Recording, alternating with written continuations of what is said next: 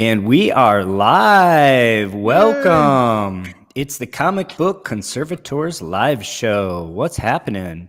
We've already got Mike and Shelby in the house. There they are. Hugo Danner. Nice. Hugo is my buddy Mike. And I was just chatting with him earlier today, man. Oh, okay. Yeah. We're just collectors. We're like chatting about books, trading, looking for deals for one another. Just collectors. We're like chatting about books, trading. Oh, that's me. Captain Mary strikes again. It's always me. Hey, Ben, good to see you. Ben S. has been a regular here, and he actually reached out to me recently. He's got a book that maybe we'll do something with on the show. It's a really interesting. Okay, what you got? Well, I think he's got a book that has some water damage, but I think has a potential. Okay. So I think we should leave some suspense suspense water in damage it. books. Yeah. It's a Silver Age book, and it's a pretty cool book. So, okay. I'm going to chat with him in between shows, and maybe we'll even have him on the show and talk through his book and come up with a game plan together. That would be something, we should have like guest people come in and give them a little reveal. I'm of course I'm open to it. Hey, Peter, we did a segment almost on, one of Peter's posts last week. Yeah. It didn't work out with him joining us, but we should have some folks join us. Nicholas Smart's here, and my man David Starman is here as well. Yeah, and Nick, I got your book. It showed up in the mail the other day, and perfect. I'm going to go ahead. It's the one that he suggested on our chat that he wanted, and I got it. Nice. It's sitting downstairs, and it's so. Ben didn't want the suspense to build at all. It's an ASM 5. Yep. Oh, okay. Doom. Yeah, it's a good one. And so I think one of the things in the back of my mind was I've mentioned here before that my copy of All-Star Comics number 3 is with my friend, your friend, Kenny Sanderson. And he's got a bit of a backlog of work. It takes a while from when he commits to when he gets a book done. I think he's got a 10-year backlog. No, not that bad at all. No, but, he does have a backlog though. He's had it for a little while. I was thinking when he's done with it, when we get it back, I'd like to have him on the show. That was kind of for me a no-brainer to have him on the show. But I think we should, obviously we're here again. Our main interest is collaborating, talking about these things, and growing the community and outreach. And so we should absolutely entertain having some other folks on the show. That was just one kind of like a real obvious one for me, right? So we do have a lot of content tonight. I'm super excited. I am going to quickly preview our 3 segments, and then we're just going to jump in because we got a lot to cover tonight. Unless you guys want to say anything else to the crowd. I guess I didn't really introduce you. We got Phil from Phantom Restoration. We got Larry from Flying L Comics. Larry's at home for once. He's tuned in from the great state of California. I'm all chilled out. And Phil, as always, tuning in from the Big Apple. So it's great to see you guys. I hope you had a great week. Anything hot we want to say before we jump in? Nope, I think I'm good. All right, I'm going to just preview really quickly. So I mentioned we have 3 segments. Segment 1 is this segment. It's, I think I should do this. There we go. 1 second, I'll be right back. It's where this ongoing segment where we do fair market value of conserved comic books. This great Batman 4.5 conserved sold this week.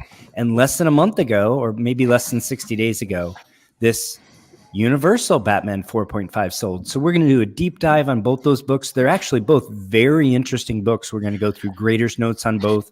And we're going to basically say, what's the fair market value, but also were these well bought? Were they well sold? What do we think? Which one would we rather have? So that'll be a lot of fun. The next segment is going to be really an amazing project from Larry, and it's Haunt of Fear number 15. And as you can see, this is a before image. It's a fixer-upper, but it's already been fixed up. So we're going to get to see before and after results, and we're going to get to see a CGC reveal. So the work on this is phenomenal. The outcome is really amazing. So yeah, I think it was pretty. Y'all are going to be excited. Yeah. Yep. And then, not to be outdone, Phil with 2 L's sent us this Planet Comics #1 that he had for restoration removal. And we're going to find out, did he get a conserved grade or universal from CGC? And just what kind of a grade was, and he's going to show us all the work that was done on this. Another phenomenal job. There couldn't hardly be a more important book either. I don't know how much credit Planet Comics #1 gets, but folks, this is the first sci-fi comic book ever. And it has this incredible cover. I mean, it started off with a bang. For many people, Planet Comics is the sci-fi comic. What year so was I'm that? Excited to look at it. 1940. Wow. Yeah, 1940. 84 years as a matter of old, fact, it's January 1940, right? So this actually hit the newsstands in late 39. Yeah. In fact, does this? I saw a copy with a date stamp, and it definitely hit the newsstands in 39. So this is early days, very pre-war stuff. Hey, Don, welcome to the show. All right, so without further ado, let's get started. So we have this ongoing series, and we have a lot of fun with it. And one of the purposes behind this, obviously, is if we're going to talk about conservation, we're going to talk about restoration removal, restoring books potentially, we want to know what are the financial implications. And especially for these books that don't trade hands all that often, it's difficult to really have a touchstone to say, right, it's worth 2/3 of a universal or whatever. And so we've had this theme going that the conserved books generally are discounted to universal, sometimes by as little as 5 or 10%, sometimes by up to perhaps 50%, but that it's mostly driven by how rare they are. And so let's just dive right into this. As I mentioned, Batman 12, this is August, September 42. So this is just, they would have written this. So this would have hit the newsstands, in the middle of 1942. It would have been written in the early days of, like around the end of Q1 42. So we're only into the World War II 6 months. So this isn't quite a pre-war book, but it's a pretty early book nonetheless. It is the first mention of what will later become the Batcave. So at the time, it's called I think an underground bunker or something like that. Mm-hmm. And they'll elaborate upon that, and it'll eventually be called the Batcave. The median grade is a 5.0, and there are 188 universal copies, 4 signature, which is interesting. I wonder who they're signed by, because by the time CGC was doing signature series, most of these folks weren't with us anymore. Yeah. 29 restored, 8 qualified, 3 conserved. So this is what I was talking about. This is partially why it's so difficult to see, to judge the fair market value. With only 3 of them conserved, how often are they going to trade hands, and how are you going to make that comparison? So we were lucky. And I'm going to talk about the universal book first. So this is a 4.5. You can see that it certainly wasn't pressed. I guess I can't say as to whether or not it was cleaned. But as you can see, it has a pretty severe spine roll, and it's in this super oversized holder. That's the magazine. This is the magazine holder. And this is what CGC will do if your book has a severe spine roll, and they don't roll it back into place and jam it in. They'll just put it in a magazine holder. But it does present pretty well. It's got nice colors. It doesn't have any really bad defects other than the spine roll, which obviously if you're looking at the front of it, you don't really notice. It has good eye appeal to my. It's like a fine all day long, as far as I can see. Right. Yeah. Page quality is nice, off-white to white. It was graded in August of 23. And here it is. First mention of secret underground hangars, which become the Batcave. You do notice they're in a Jeep or something that's reminiscent of a Jeep. This is one of the first sort of wartime war cover, at least something that's hinting at wartime, right? It's not expressly it's not the 15 where he's on the machine, right? And it's not expressly Batman punching Hitler, but you know, it's reminiscent. It's a hinting at what's to come, right? So the grader's notes include staple detached bottom of front cover, creasing to cover, and staples detached, by the way, very common with that severe of a spine roll. That's one of the consequences of severe spine roll is often a detached staple. Creasing, light pieces out to cover, probably should say light pieces out of cover. Staple rust and tears to cover. The tears must be pretty minor, and obviously the creasing is quite minor. I feel like there's still meat on the bone with this book, meaning I'd love to get my hands. This could be cracked and improved, right? I mean, Phil just kind of said, looks like a fine to me, right? It has that kind of potential. Now that we know staples detached and there's some rust and a few tears, maybe it has 5.55 potential. But for a book like this, you know, and then if you wanted to conserve it, you could probably even go back up to fine. So anyway, interesting book. It sold March 3rd, so about in the last 60 days, for $1,560. This was on a heritage auction, and that does include the buyer's premium. Okay, that seems to me well bought because, like I said, I think there's potential for this book to be better. I think probably the magazine holder and that severe spine roll turned a lot of folks off. People. Yeah. So this seems like a good deal to me, right? So I agree. We're going to pit our conserved book against that. Here's our conserved book, and it also presents quite well. It presents, I think, almost better than the Universal. It does present better, and it has great eye appeal. The one thing about this book that is interesting to me, so it also has off-white to white pages. It was also graded 8 of 2023. I think that's literally the same month. Here's what I find interesting. It says conservation includes cover and centerfold reinforced. This is very interesting. However, grader's notes indicate stapled detached bottom of cover and centerfold reinforced. Yeah, light tears to cover. It doesn't say tear seals anywhere. And then it says moderate creasing to cover. I don't know why somebody went through the trouble of getting this. A little bit of work. Yeah, putting this into a conserved label without and reinforcing the cover and the centerfold, but not bothering to fix the detached staple, not bothering to fix the tears to the cover. That just, again, it feels like both of these sellers left some money on the table. Well, what I'm thinking, what they may have been thinking, is if they did too much to it. Exactly. I think this is a lesson. Less is more, and they were erring on the side of maybe not wanting to trigger a purple label, and they may not have necessarily known all the rules. That's exactly my thought. Because you got to keep it at an A1, and if it's full of restoration or conservation stuff, it could trigger that purple label. And I think maybe they just erred on the side of caution, like Phil said.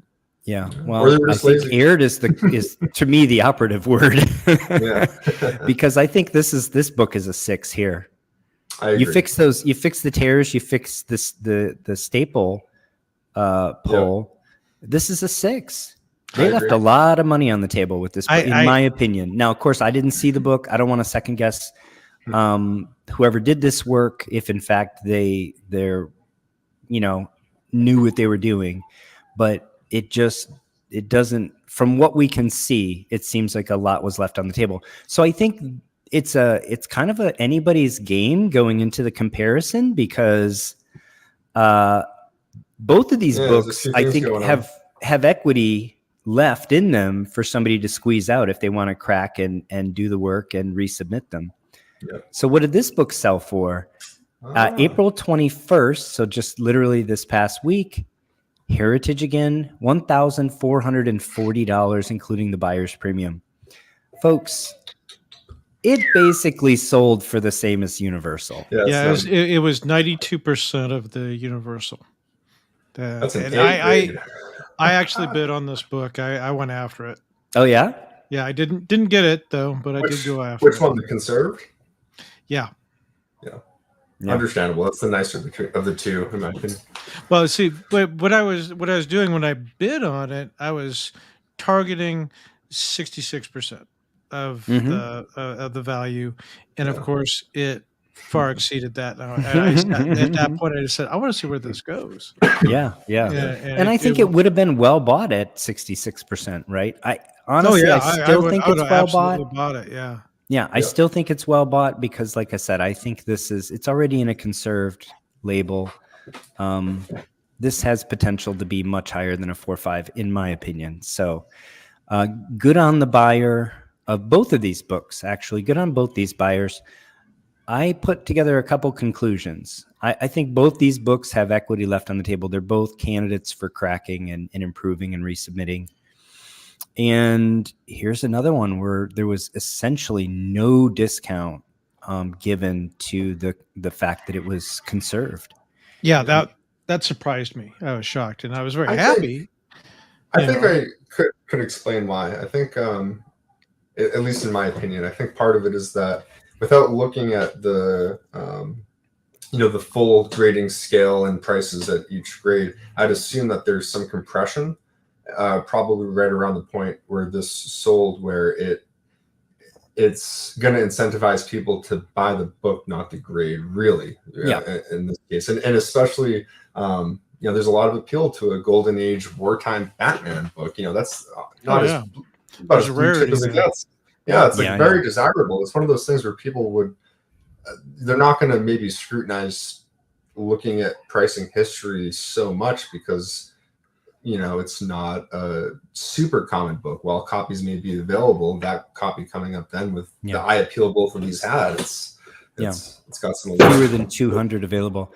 And for those that don't know what Phil means by price compression, so we'll often see where the prices will be kind of stacked up, where the fair market value of a 1.0, 1.5, a 2, and a 2.5 are almost the same. There really isn't much difference there. And then the price doesn't really start to take off until you get, to a 3.5 or a 4 and on up. And then, of course, it can kind of go logarithmic at the higher grades. And we've seen that in books. It has to do, I think, with the fact that most of these are entry-level books and people just kind of want to own it. And if the ante is $1,500, there's plenty of people who are like, the next one I see around $1,500, it doesn't, I'm willing to pay that. Nice and it doesn't matter if it's a 1.5 or a 2.5. Yep, exactly. Yeah. Well, that was really interesting. Again, I think it's great for us. I think it's great for the hobby that there is not a stigma associated, a financial stigma, if you will, associated with conservation. And so I'm happy to keep doing these. I think they're really interesting. And again, congratulations to both those buyers. I think they both did very well. Yeah. Let's see. Let's jump into the next segment. Good eye on seeing those too, because there are sales going on all the time, but you really have to be aware of a lot of books. I have certain search algorithms that I use when I'm going through Heritage, and that one triggered, and I went, ooh, I want to watch this. Absolutely.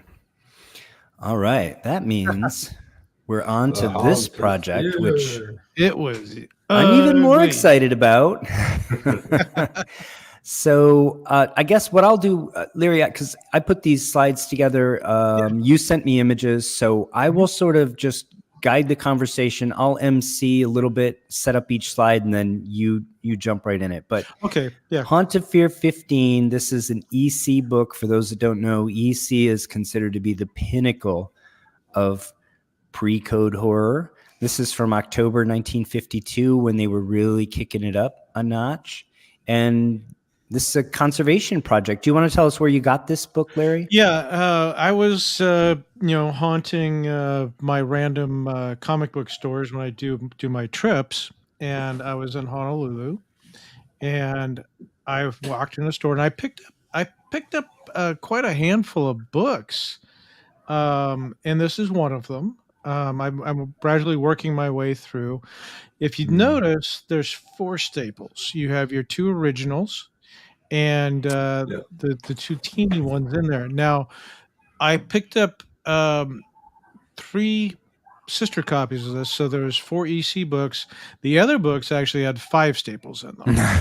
So removing the they staples, ran out of staples. Yeah, this only got 4. Yeah, it's just like, and I had to find them because they didn't go through to the center section. Yeah. They just kind of punched them wherever they were, and that was that. So I had to, close up the holes, and we got that process done. But yeah, you can look at it. You got the center wrap right there. You can see the primary wrap. It's split because of the spine rolls. You can see the right there on the upper edge of the cover. There's some sort of petroleum stain. I lightened it, but I couldn't get it out. There's a hole in the middle of it. You have a picture of the back cover? I think I do. No, I might later. Okay. I do later, but you know what? It's more of like as a before and after. Okay. So obviously it had this horrendous spine roll to it. It was bad. But all the staples came out. Let's not get ahead. Let's actually for here. What I really just wanted to point out was it's a fixer-upper, right? This is you bought this as I recall very inexpensively, $40, $40, which for a pre-code horror book from EC is when it's all complete is a phenomenal purchase, right? Yeah. I couldn't pass it up for $40. Yeah, absolutely. And I wanted to show also that the interior, while showing its age and having some issues, really at the end of the day, it's all there. It's beautiful, right? The colors really were presented well. It's just the pages were, their typical color. So yeah. So to zoom out a little bit, these EC books are very popular. And they have been for a long time, mostly due to the content. So they tend to have relatively high numbers in the census. And relative to what a lot of the Golden Age books we deal with, 130. For me, I'm like, when I think of a rare Golden Age book, the census usually under 100. That's kind of the bar for me for Golden Age. This, some would say, is not Golden Age. This is, Atomic Age or whatever. Also fine. I don't mean to, I think it's fair to use either term, but 130 copies is more than a lot of the Golden Age books we deal with. And yet there's a lot of demand for them. So it's the old supply and demand. They're very valuable books in the higher grades, especially. Yeah. In these lower grades, there is exactly what we were just talking about, some price compression, right? Yep. So I just took a snippet from 2.0 up to 4.5 here, $130 up to $375, about a threefold, but not much monetary value difference from top to bottom. I don't know if you had a grade estimate as a before, Larry, on this. No, actually, I didn't, because I was looking at the condition it is. I would say it was probably about a 1.8, maybe a 2. You think so? Can I ask one question, Larry? When you're looking for candidates, right? Like when you looked at this one, my first reaction when I look at it is, wow, like it's got issues, but structurally there's not big pieces missing, and then also more importantly, like, there's not like big creases in the front cover. It's almost like I'm viewing it as what it's going to be, and then based on that, personally, when I pick out candidates, and it looks like you do the same thing, you're not going for something that's low grade to become a 2 at best. It's already has more potential. I'm looking to bump it up above that, but I'm looking, when I do searches, I look for rarity. Obviously, I'm looking for golden age. I do like the golden age horror books. They hold their value, and so when I find these things, and when we look at the census value, Dr. Paul likes the anything under 100. A lot of these books that I've been working with, not this one, but I have another one coming up. They're in the less than 30. Maybe a dozen. Some of them are. I've got a stack that I just did a heritage unboxing today. That video will be out probably the next day or two. But I have a stack of golden age. I think it was Strange Adventures or something like that. But they're all the rarities are all at less than 20, and they have a lot of potential there. Yeah, so. The EC books were very popular at the time, sold very well. So there's just more of them out there. Yeah. Some of the other pre-code horror, non-EC, you do get to what I consider truly rare Golden Age and Atomic Age books. I personally would put this book more at like a 2 to 2.5, Larry. And it's not below a 2 for me because it's not missing anything and it doesn't have a completely split spine. But we're just kind of estimating anyway. Neither of us are professional graders. But I think it's a little bit nicer than a 1.8. And I think it's a great canvas from which to work. So I'm excited to see your work. So talk us through it. So here we're just, we're doing the Japanese paper. And I was just reinforcing the staple holes. Looking at this is the center wrap. The back side of it is I recognize that one. So when I did this, I didn't really reinforce the wrap stack, just the cover and the end piece, because you got to anchor them all together. Yep. Oh, okay. And so I didn't want to put too much into it, and I double reinforced the staple holes. The auxiliary staple holes, I guess we can call them, those were closed up just by compression, and the paper went back in, so you actually don't even see them. Yeah, in fact, they didn't even. So small, you don't have to seal them. It's nothing like that. Well, in the notes they didn't even notate any extra holes or anything like that. So so it was good. I want to highlight this for a second. Do we have to add the cost of getting to Honolulu to what you paid for this book? Yes, factor in the cost of going to Honolulu. Yes. It's a bargain. I'll plug the comic book store. It was a place called Other Realms Comics, and they've been there for 30-something years. Wonderful people. I did a video actually walking into the store. So if you want to go to my channel, look for that video. I actually did a camera walk through the whole store, including the wall from which I selected a lot of these books. So yeah, I enjoyed that. Nicholas wants to know which gram per square meter that's a good question, actually. Yeah, on the wraps, I am using 6 grams. Yep. And when I'm reinforcing staples, I will do 2 layers. So really, you got the thickness of that, and I am using methyl cellulose for the wraps. The only time I'm using wheat paste is actually on the covers because of the sheer strength. Yeah.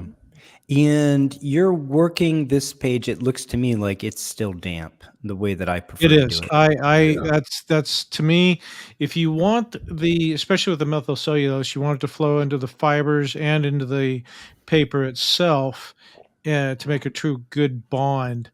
Yeah, you basically have to have your wraps damp, not necessarily wet, but damp. Yeah. And I use a misting bottle when I'm doing it to keep it wet until I get the wrap done.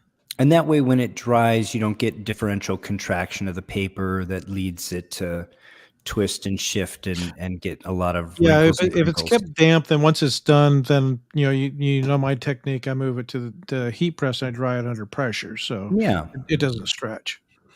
All right, so it looks like I mislabeled that or I misunderstood what you sent me because I thought that was first wrap, but that's okay. That was the centerfold essentially. Well, this is the same wrap. Yep. I see. I think your notation to me, I misunderstood. I thought it meant first, second, and fourth wrap, but this is so this slight discoloration that we see here is where you did the paper mend. That is the paper mend. You're looking at the exact same wrap, just not wet. Yep. And so yeah, you're looking at the paper mend where the discoloration is. Looks beautiful. So just holding it Another up. view. Invisible other than that slight darkening there, which of course is down in the crease of the book. Once the staple goes back in, it's really not going to be noticeable. Now, Larry, did you use the white Tengujo here or was it off-white? I used the off-white, the tan, yeah. So is that the color of the Tengujo or is that just from the methyl cellulose gluing that you're seeing a slight discoloration there, do you think? My answer would be yes. Exactly. I think it's probably a bit of both, honestly. It's both. Yeah, I just today I got in the mail from Washi Arts. I got a slightly lighter, creamy paper that I haven't tried yet. Also 6 grams, and I'm looking for something that's getting even closer to really matching it well. Yeah. Now I have noticed that, and I don't actually know exactly when it happens and why. I have noticed myself that sometimes with methyl cellulose, I'll see the paper darken just a little bit.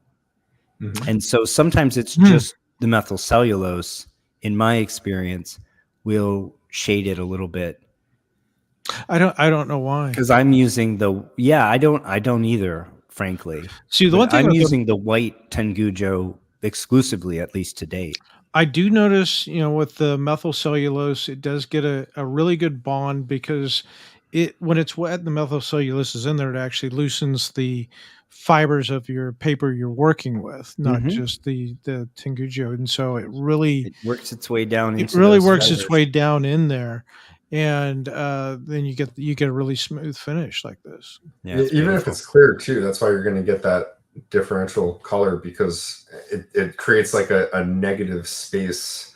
So that's what you're seeing. Yeah, there. That's and especially if you start layering the tissue more too, you'll see a slight differential in darkening too. So like it is easy to say it probably is both. Well, now that we're talking about it and I'm looking at this, it is the methyl cellulose because I didn't use a piece of Tengoji that was that big.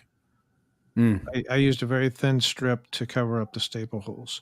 Okay. So that darkening is just the methyl cellulose. It's got to be. Nevertheless, as I said, that's going to be in the crease when the book is folded back up and you're really not going to be noticeable to the eye. Here's another. This is not the other side of that wrap. I don't think this is another wrap. It is. It is. Yeah. Oh, okay. This is the side you're going to see the staples on. Yeah, this is the face that you're going to see as the centerfold where you're going to see the arms of the staples. Correct. Yeah. And how about that weird fantasy cover? Yeah, what is that? Stories from the Bible. Yeah, I think I have that sitting behind me someplace, actually. Oh, yeah. So yeah, classics, man. EC was pinnacle. Here's your before and after of the rear cover, so you can talk us through the defects and everything you did here, Larry. Yeah, the roll is significant, and that is an ink stain up there, but because it's not color touch, it doesn't count as ink or oil. That dark spot, I believe, is ink. Oh, okay. No, I'm talking the one on the edge back by the roll. Top left. Oh yeah, top left. Yeah, that looks like ink to me for sure. Yeah. Yeah, the other one is definitely some sort of petroleum of some sort. Couldn't get it out without really destroying anything. It lightened a little bit, but not by much. But we got the spine corrected, and when you do that, you brought all of that stuff that was there over to the back side. And so from the inside of this, I reinforced what you don't see really is in that petroleum spot In fact, it's right by the corner of where the book is touching. That's a hole, and it's about probably about a 1/4 inch hole. And I basically reinforced it. Then I took the scalpel and I sliced out the hole, so the hole remained. And just for reference, the paper missing at the top and bottom here, that was always missing. That didn't go missing as a result of your conservation. It was. That's where the spine used to be pulled around, right? Yep. Yeah, basically we pulled the spine because it lived its life, a good portion of its life miswrapped like this. Yeah, and so basically when you had the blunted corners, just from the way it was, those blunted corners came around, and now they're on the back side.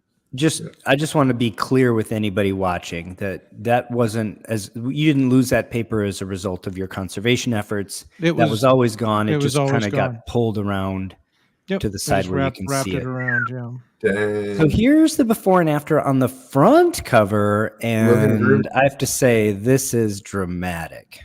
Yep. Yeah, it was. It was a big change. Yeah. Very nice. Thank you. Really incredible. I think I wanted to talk before I jump to the next slide with the results from CGC. What was your cleaning process with this? And was there any bleaching? Because the whites look phenomenal. They look just perfect. The book, it was filthy. A lot of, I think it went through four full rinses on it. And even the final rinse, it was still shedding stuff. I just didn't want to. With the EC books, they are horrible for shedding ink. And did you put a drop of the peroxide in this to try to help dampen the stain? I did. So in my batch, I will put. In fact, this one had probably about a 1%. I make my batches up by the gallon, actually, because I do so much of it. And this is about 1% by volume of peroxide. Wasn't much. It's more of a catalyst. It did go into the blue light chamber. It did get lightened in that. Okay. So phenomenal result. I'll say, if you lost ink, it's really not noticeable insofar as because you increase the contrast by lightening up the whites and removing so much dirt, your inks actually look brighter, even if they're diminished if you lost some ink. Well, compromise on the reds, maybe, if anything, but it's subtle. It's very subtle. I kept my baths to about 3 minutes. Each, because you're going to lose the ink once the sizing comes out of the paper, and I didn't want to lose any sizing, so I kept very minimal, and there was really no ink loss. You notice there's the colors are still there. A lot of it was dirty, but I kept it. There's no sizing. So what was it? Ben has a great the old witch transformed into a beautiful princess. That's the ultimate compliment for an EC conservator. I love that. It's great. There it is. Yeah. So here's the result back from CGC. Why don't you walk us through it? All right. So conservation includes tear seals to cover and interior reinforced, cover cleaned. No mention of any of the anything else, which is fine because it really wasn't that much to it. Chip out of the right bottom of the back cover, chip out of the right top back cover, cover and centerfold reinforced, yes, and the cover was cleaned, yes. Heavy spine. Yes, sir. Did you clean the interior? I'm presuming you cleaned and I cleaned the entire. Did the blue light for the entire book, right? Every wrap.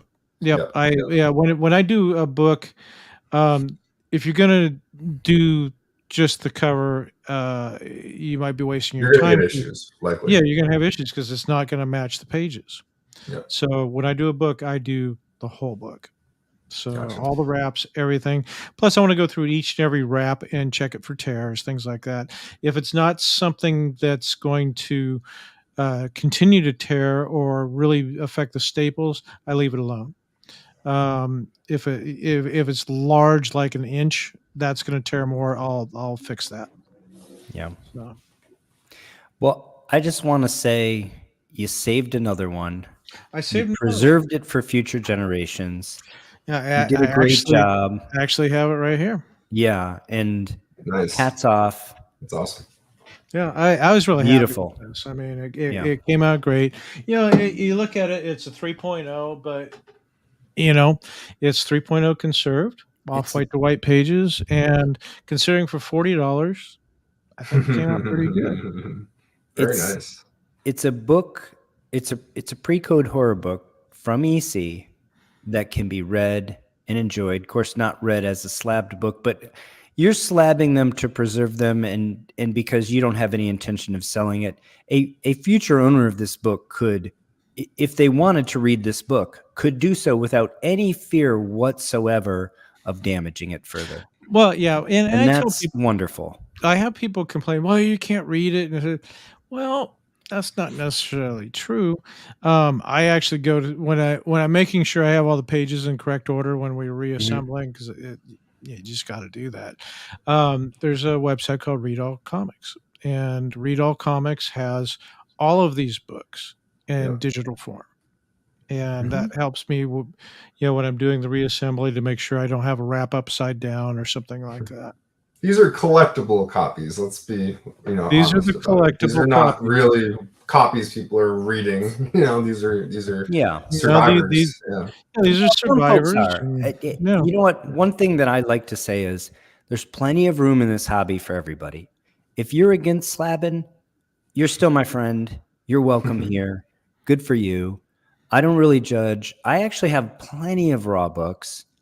A big part of why I sub books to CGC is actually so that I can have a third party really document for me what's possible for people, right? I can conserve a book and then I can tell people this won't be purple label. This is going to be a 5.0. Yeah. That's just my opinion, man, right? If I send it off and it comes back and it's conserved and it's a 5.0, then that carries some extra weight and it has more value for the viewers of the channel, I think. So I like to do some of my books just literally for that reason, for the purpose of it makes better content. And I also have my registry collection that I'm building for All-Star Comics. But frankly, outside of that, most of my books are raw. I have some other big keys that are slabbed just because you want to protect your investment. You want to de-risk those assets long term. But for the most part, I would say actually mathematically 99.99% of my collection is raw. So I get it. But by the same token of let's not hate on anybody who likes any aspect of the hobby. So if you're into slabbing, you're my friend. If you're not into slabbing, that's great too, man. I'm going to go get my pitchfork. Hey. Yeah. There's lots of people that are also against conserving the book. Sure. Yeah, of course. So why are you doing that? And why restoration. Are you ruining the book? Keep it original. We see people with all kinds of opinions in the space, and that's fine. It's great, right? I definitely taking a $40 book and then you factor in the grading, and I don't charge myself for my labors, but I do. I create a little invoice against my time. But to give everybody an idea, I did this book in 2 days, start to finish. Yeah. And so value wise, I mean, the universal in this grade is, I think it's the fair market value was about 300. So let's just say conservatively with a, just let's call it 66%. I mean, $150 to $200. So I definitely doubled my investment for certain. So if you're interested Larry's got a series on this book. He's going to take you through everything. Go check it out at Flying L Comics. There's a link in the description, and you can see step by step everything he did. You can follow along. You can practice these techniques yourself. That's what we're all about.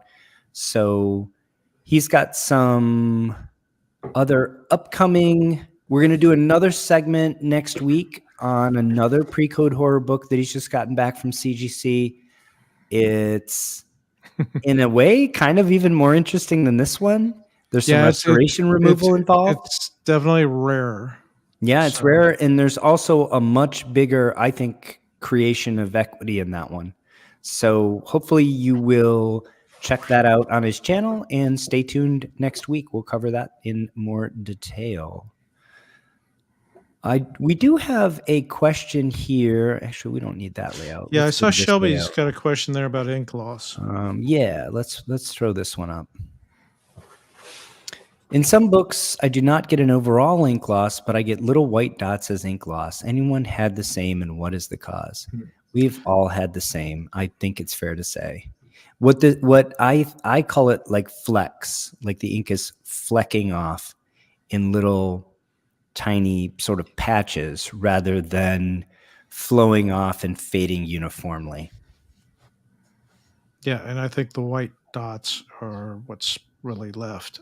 That's the paper underneath when the ink, because the ink came. So the paper is manufactured, it's sized. The sizing is actually intended so that the ink doesn't absorb into the paper. So think about a paper towel. That's unsized paper. If you write on that with a felt tip marker, you'll notice that the ink goes into the paper, spreads out, bleeds, and it blurs, it bleeds, right? And you will get blurry images. Well, when you're manufacturing comic books, you don't want that.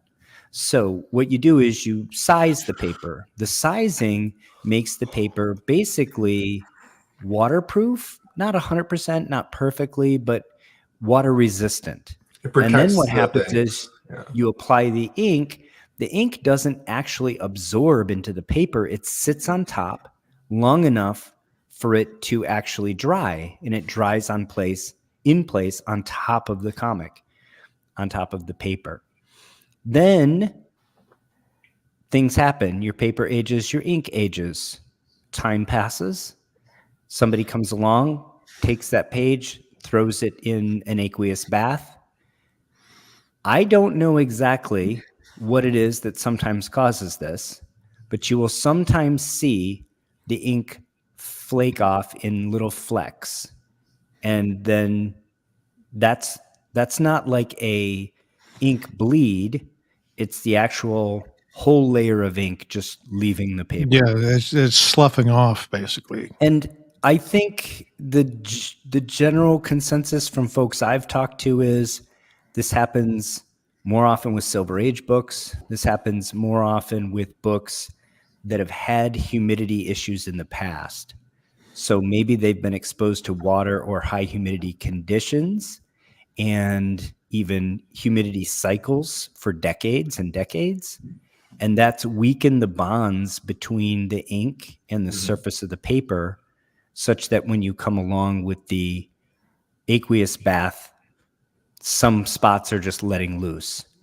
I think if you minimize agitation and you minimize time, you minimize the occurrence of these things, but you're still going to sometimes get them in my experience. I'd love to hear from you guys.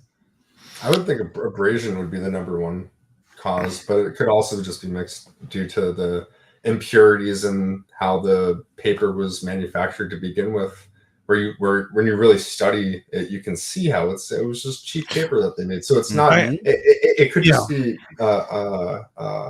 inconsistencies in the paper, and then that kind of creates like a little bit of a bump in the paper, so to speak. So where the ink was laying on the paper over those bumps, you go to give the book a bath, even with the smallest amount of abrasion by moving out of your Romani or whatever, that's just enough that it's elevated from the rest of the book. It's going to cause a little bit of wear there. And some flavors of books are different than others. I found that a lot in DC books. and a little bit in Marvel books, but mostly in the DC books. Well, you had that Flash, that you lost stuff, and that was just mild abrasion, and it came right off. That was gentle rocking. I haven't seen it in Golden Age books, like at all. Golden Age, I found it a little bit more stout, and I haven't done a lot of work in Bronze Age books because they're not most of them worth conserving the time and energy. But when I haven't seen it in Bronze Age books either. For me with the Bronze Age, the only thing I've done with them is just do water stain removal. Yeah. All right. So let's see. Oh, here we go. Let's jump into our last segment. Planet Comics #1, Restoration Removal. So, Phil, this is not your book, as I understand it. This is a book a client sent you? Correct. This is a client-owned book. I actually posted this on my Instagram several weeks back, maybe even a month ago. Sometime in the near past. It's a cool cover. Is this Lou Fine cover? It is. Yeah. This is Lou Fine. I just think... And just of note too, it's just to look at how the book was cut on the bottom where you see the text. It just goes to show like how like they were just get this off the press. There's no like make sure everything's nice and perfectly boarded. Disposable entertainment. Yeah, absolutely. I mean, that's partially why it's made of newsprint. Newsprint is specifically designed to disintegrate within 50 years. Yep. You know, it's disposable, it's cheap, and that's why it's kind of insane that any of it survives. So a beautiful book came to you, but it had some issues. Before we get into those, let's talk a little bit about this book and how important it is. So as I mentioned earlier, Planet Comics #1, January 1940, the first science fiction comic book. Now, this was actually published by a publisher that was already putting out pulps.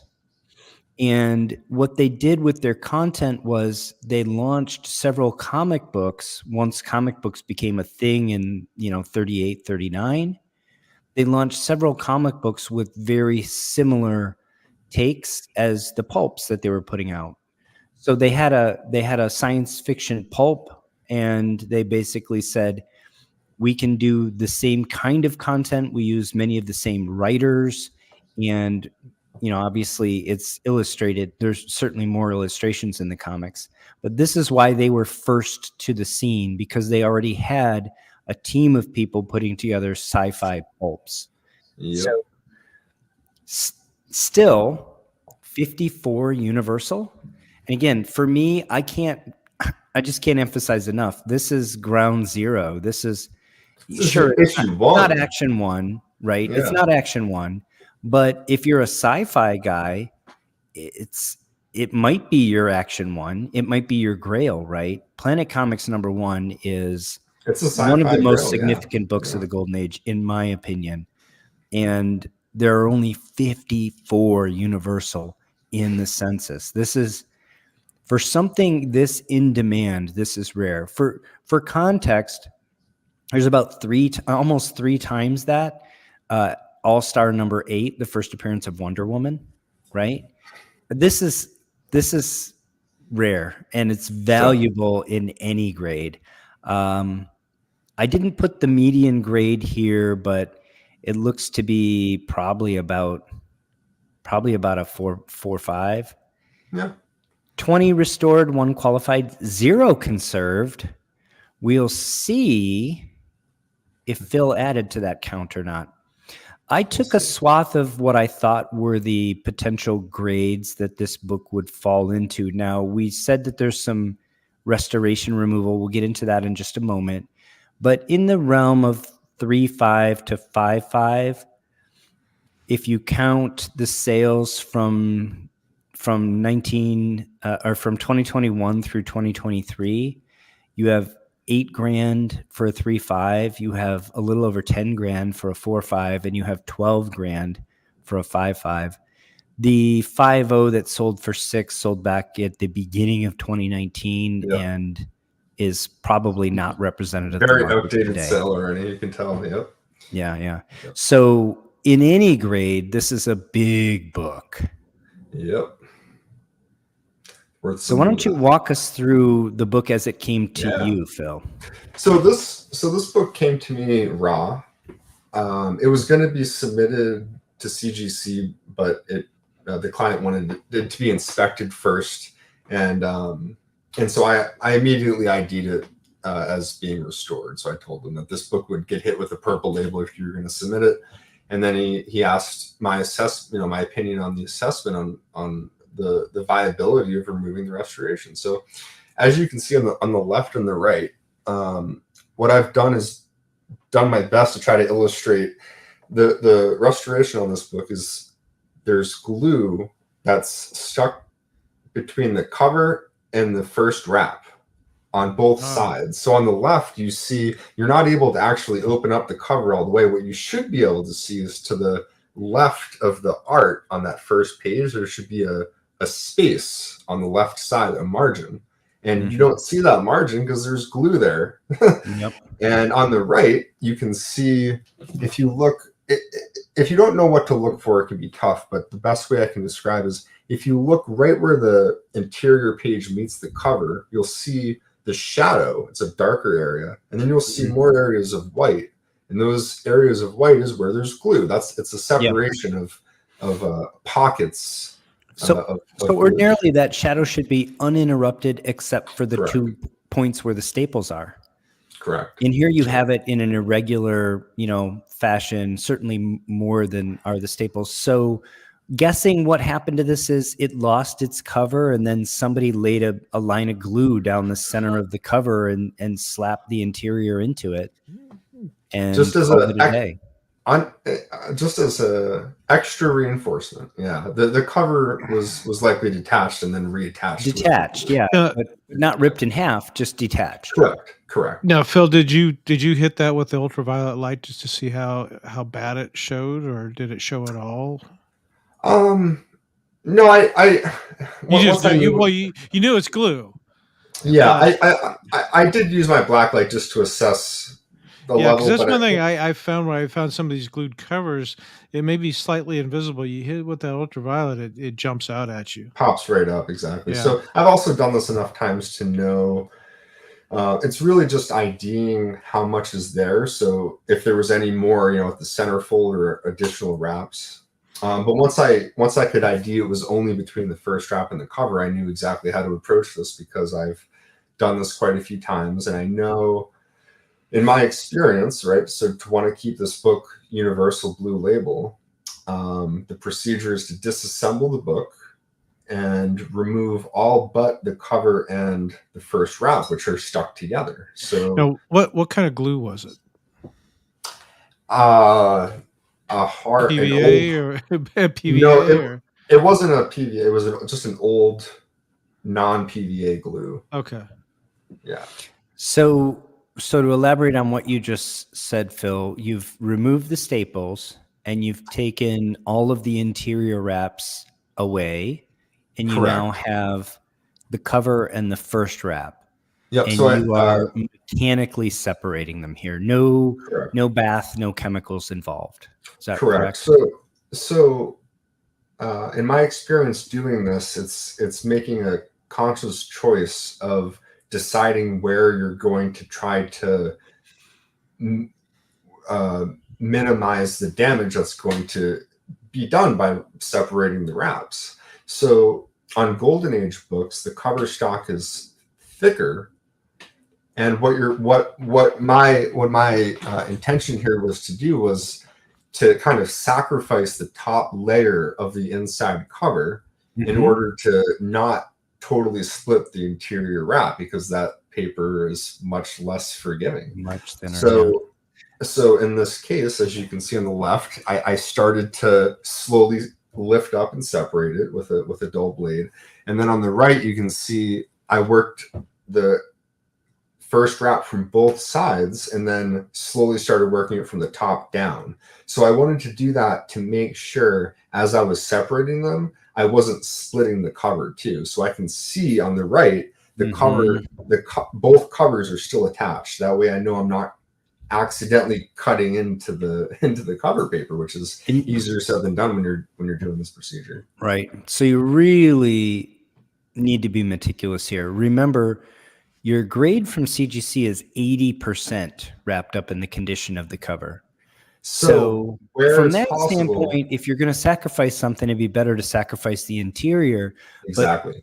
But Phil also knows that this paper's thick. So the cover paper, just for those who haven't messed with it, you can actually peel it in layers and still have thick enough paper to go on. So he's really walking a tightrope here. He's balancing losing paper from the cover because he's got it to lose with if he takes too much and damages the cover, that's going to be a much bigger grade hit on this book than if he damages that first wrap. Exactly right. Yeah. Shelby says, what not use Bastine? He probably means why not use. And I think the answer is no effect. This kind of glue is not soluble in Bastine. Rubber cement is, but most other glues, school glues, that sort of thing, Bastine will have no effect whatsoever. Exactly. This is a good old fashioned manual job. There are solvents that will dissolve it. But then there's a chance of triggering a purple label, especially if you're soaking this much of a book to try to. So it is They do remove ink. Yeah, they're to my knowledge, especially like school glue, you can dissolve it, but the solvents that are necessary will also dissolve inks. So I've done it. In certain instances, you can do it. Like in this instance, Phil knows or believes that he's able to split this and keep 2 sheets of paper intact. Exactly. In some instances, bear with me here. yeah. In some instances, if you're on the front of the cover, say the face, and you've got to peel something off and you're going to have a big white ugly blemish, you might accept some ink loss and dissolve the glue away, but that's, I think, a tale for another day. Yeah. So go ahead and walk us through your steps here. Yeah. So this was, as I was working my way through, I wanted to kind of detail this. On the left, you can see the cover and the first wrap are, about 80% separated at that point. And then on the right, you see it's finally completely, for the first time in probably a long time, totally separated. Wow. Not one, there are 2. and just for reference too, if you look at the picture on the right, you can see it a little bit better. As you look up the cover, you can see areas where there's paper lifted up. It's a lap tear. So the paper's still there. It's just raised up. And this is what I was mentioning about being able to tear this paper, these covers literally in layers. They're so thick, right? But what you're saying is, yes, it's torn, but it's still there, and I can put it back down, presumably. So if you go to the next slide, I'm trying to think in the ordering I put these in. So you'll see what I actually did was I was able to stabilize those areas of paper with methyl cellulose. And if you look at the picture on the left, all of those lap tears are now stabilized. So it's not just frayed paper along the whole inside spine. It's back in place where it should be, and it's better protected. And as you can see, you're avoiding using the term "glued back down." Well, this is within the nuance. It's an adhesive, though. I think it is fair to call it glue, but it's this is how I would sort of use the terminology around it. It's an archival glue that is reversible, and so therefore does not carry the stigma of either further damaging the paper over time or being irreversible. I would not hesitate personally to call it glue, but it's the correct way to do the repair versus just globbing some Elmer's. Well, it's like, Phil said that he stabilized it using methyl cellulose, and I've done this before and honestly after talking to Phillip about it, and it works phenomenal. You get all those horizontal splits right there, and you use methyl cellulose, and it tightens them right up, and it works great. A clarification too, CGC, in my experience doing this, views this the same way they view other work that's leaves no trace elements behind. So since in essence the paper is made with a level of methyl, cellulose, absolutely methyl cellulose, it's not detectable by any means. And I would say that, to clarify too, this is not like you can just seal a tear. Like you're really just able to stabilize what's there with this stuff. You're not really able to just reseal a spine that's split. You're not right. You're able to get away with the least amount that's helping to preserve the book, and it's not letting the book be anything it isn't. It's just helping to protect it, really. It's minimal. It's not invasive. And to your advantage, lap tears are most amenable to this technique. Yes. They're really where this technique shines. Yes, exactly. I would say too, just as a side note, I've done this on, let's say you have the corner of the cover with a crease and it's very weak. What you can do is hit the inside cover with just a little tiny dot of methyl cellulose, and that helps to stabilize that area with the crease, and it helps to strengthen the corner a little bit. Yeah, and I've witnessed this exact thing, and I wouldn't have thought about it actually, and Phil mentioned it to me, and it works phenomenally. Yeah. So this was really an ideal case too, as you can see on the left side. The spine is not split on this book. There's probably there's a little splitting at the bottom.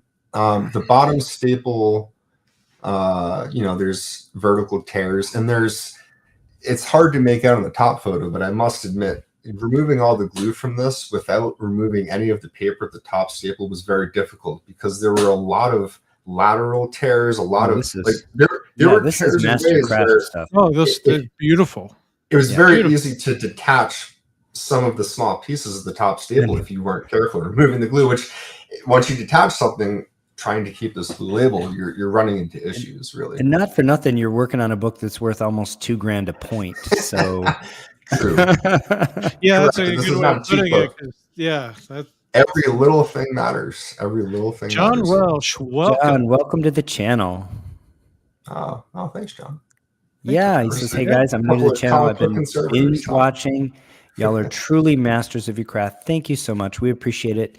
We're just here having fun, hanging out. We're glad that you've joined us. We're glad that everybody's here, and we're happy to have a venue. And frankly, we're really happy that our content is finding a audience. So really, you guys are the stars. Thank you for being here. Yep. Thank you, everybody.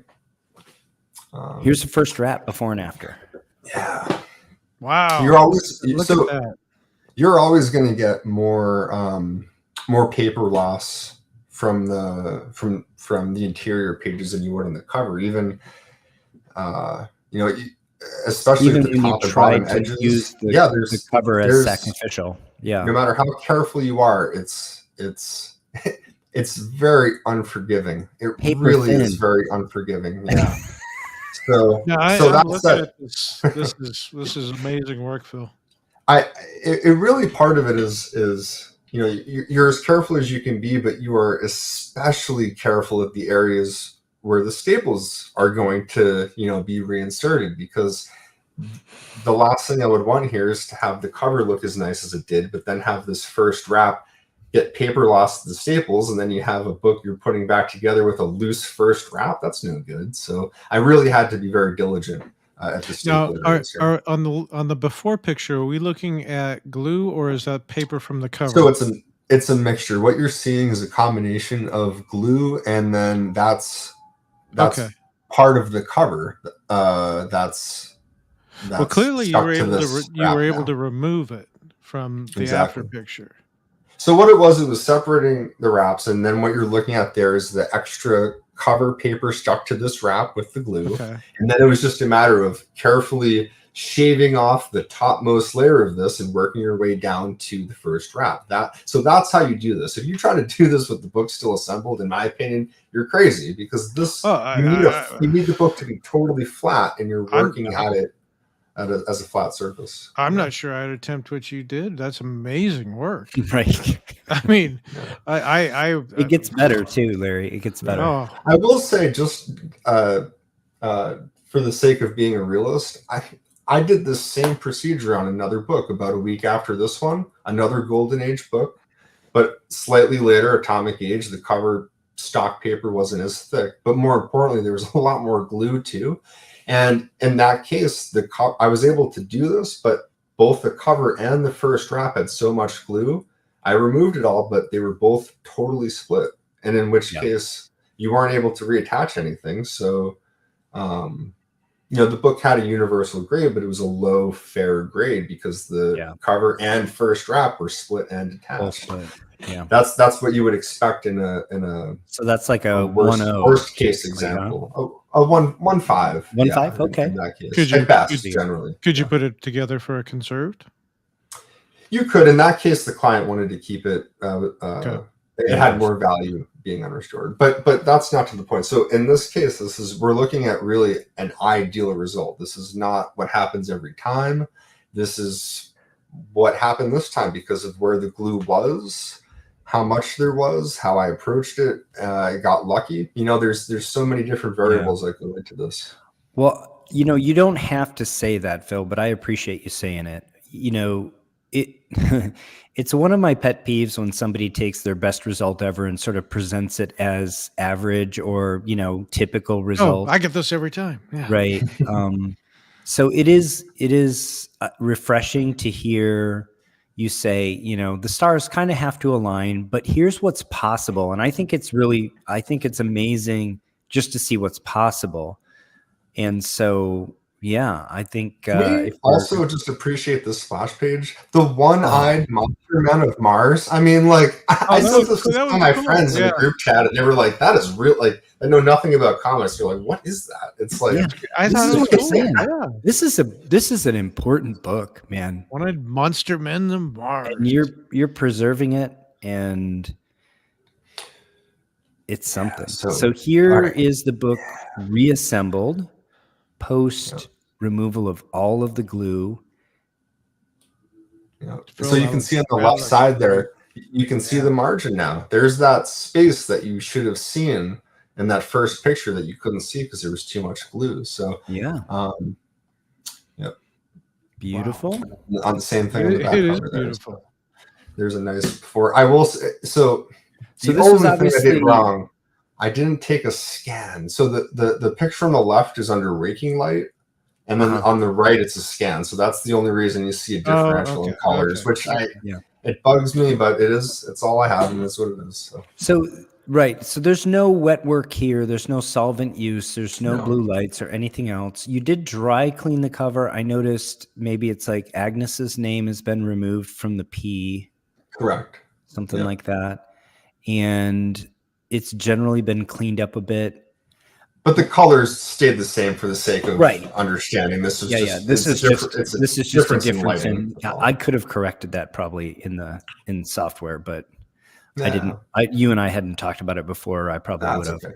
But incredible before and after here. One other thing, just because I've been just going on and on about Planet Comics, right? The early issues have the riveted Planet title. And the hardcore guys are like, I'm collecting the complete run of the Rivet Planet. If you hear that, those are serious Golden Age sci-fi collectors.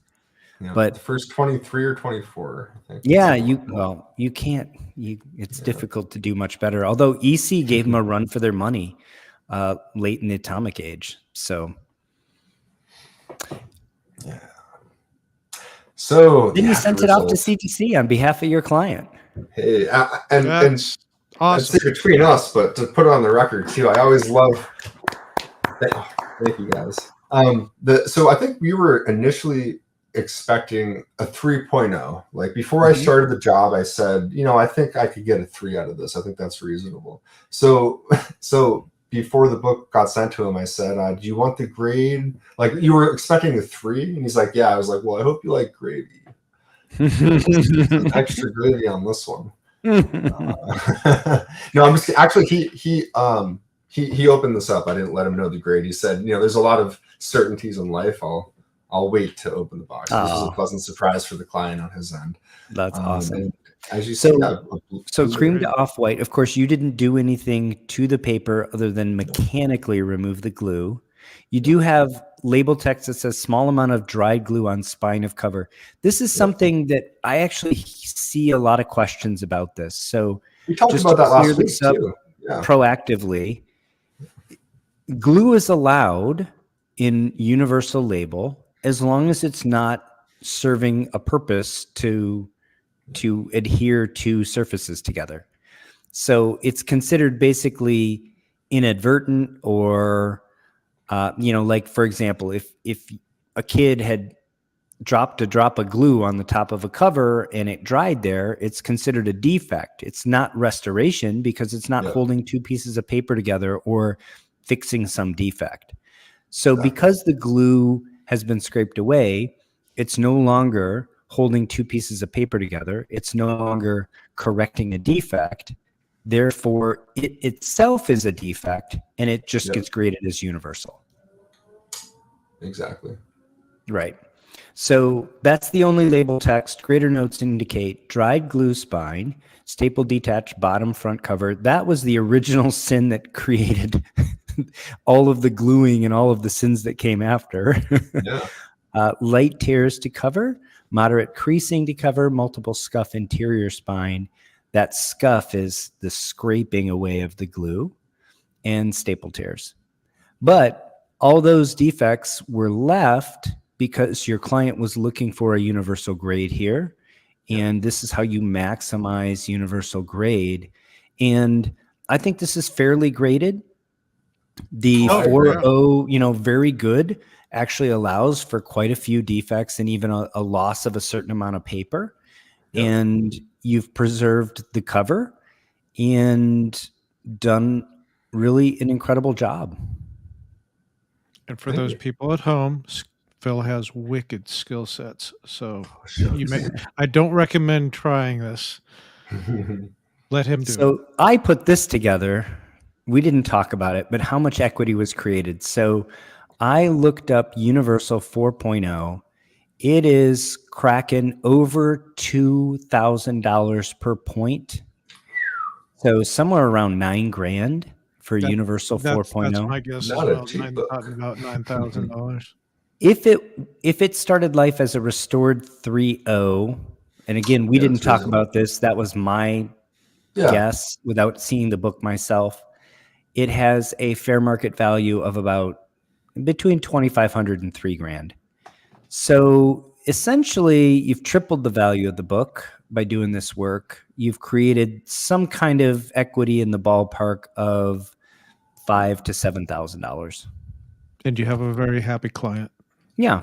And I'm sure I don't know if you want to talk about it, but I'm sure you didn't charge the client $5,000. So they did very well on this. Yeah.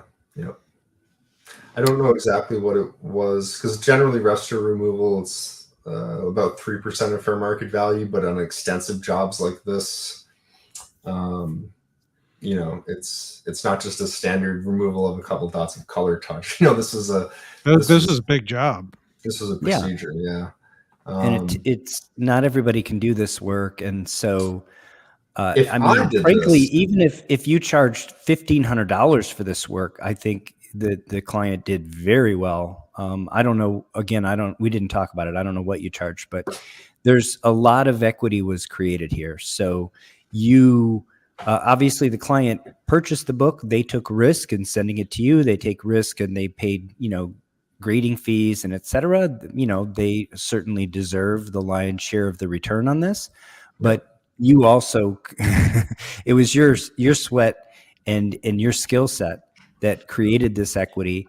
And so, like I said, I think, you should share in that as well. So I'm sure you were happy with this. And I think you told me this is a client that you've done books for before. Yeah.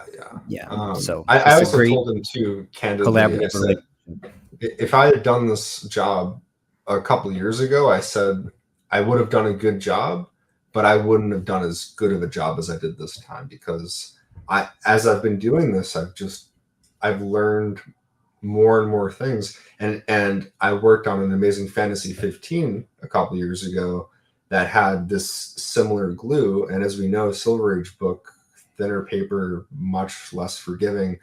And I was able to get a desirable result. And that's where I realized the disassembling, working at it from just the wraps that have the issue. And that's the best way to approach it. And ever since then, I was like, mitigate the damage to the interior. As you said, Paul, like CGC grades the cover, they have a more favorable view to the cover than they do the interior. Yes, everything fell in line.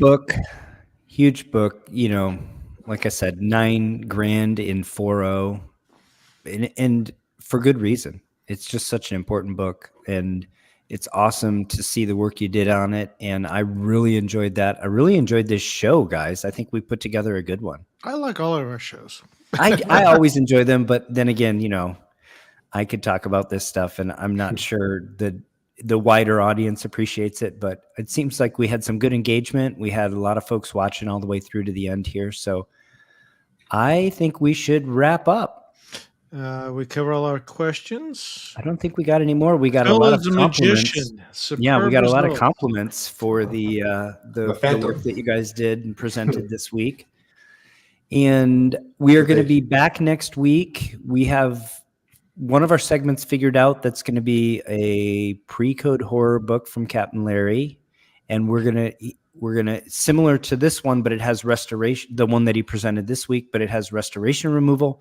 So again, it's going to be all the steps, everything in between, not in the same level of detail that he goes through on his channel, but also a unbox and reveal of the CGC outcome. Nice. So hopefully everybody will be interested in tuning in for that.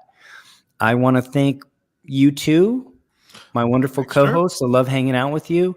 Want to thank everybody that joined us in the chat today. Want to thank everybody that watches it during the week that can't make it to the live show. Thank you all very much. Phil should work in a museum. Phil could work in a museum, but he wouldn't get to work on as cool a stuff as he does now. Well, maybe I could do a little of both. Who knows? I appreciate the compliment, though. Thank you. Absolutely. So have a great week, everybody. Take care of one another. We'll see you next weekend. Bye, guys. Yeah. Mine doesn't do that.